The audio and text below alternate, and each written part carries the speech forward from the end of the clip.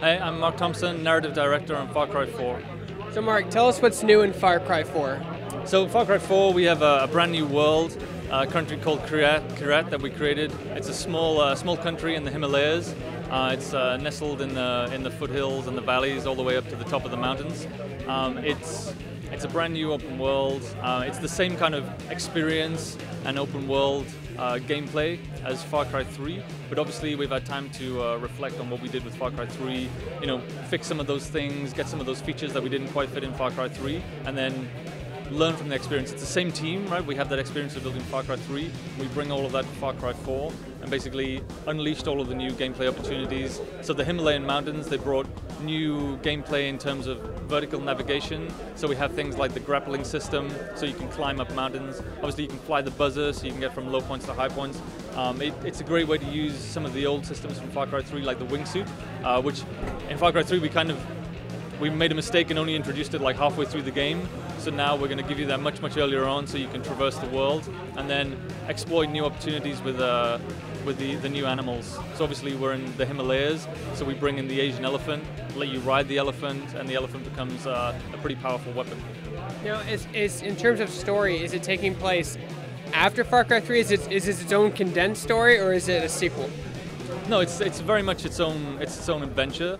We don't really think of it in terms of a timeline. Like Far Cry always kind of happens like right now. It's always like a today kind of story. But we definitely have we have winks. We have ties. We're definitely part of the same universe. Like we're kind of self-aware. Far Cry 4 knows that Far Cry 3 happened.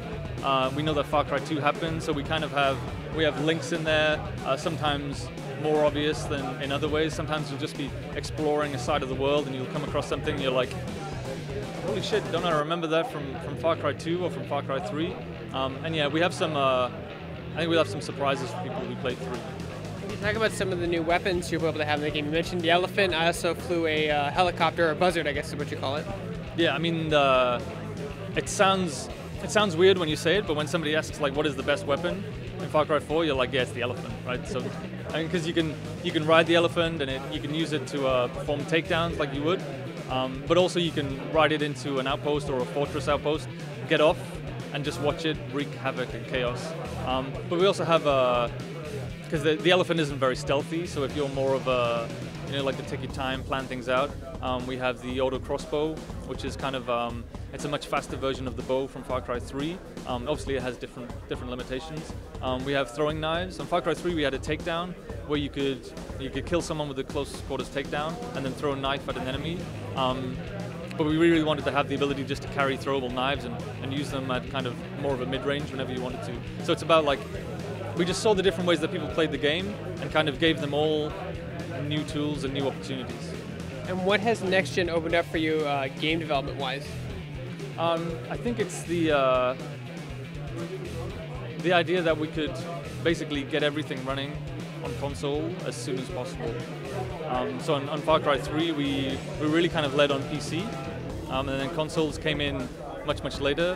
Whereas very early on this time around, today everything is running on PS4. So we have the game as it's going to look. It's already running on the hardware, and it's allowed us to kind of push and understand what we're going to be able to ship, so that we're not selling bullshit to people, right? This is the game we show is the game that we're going to ship.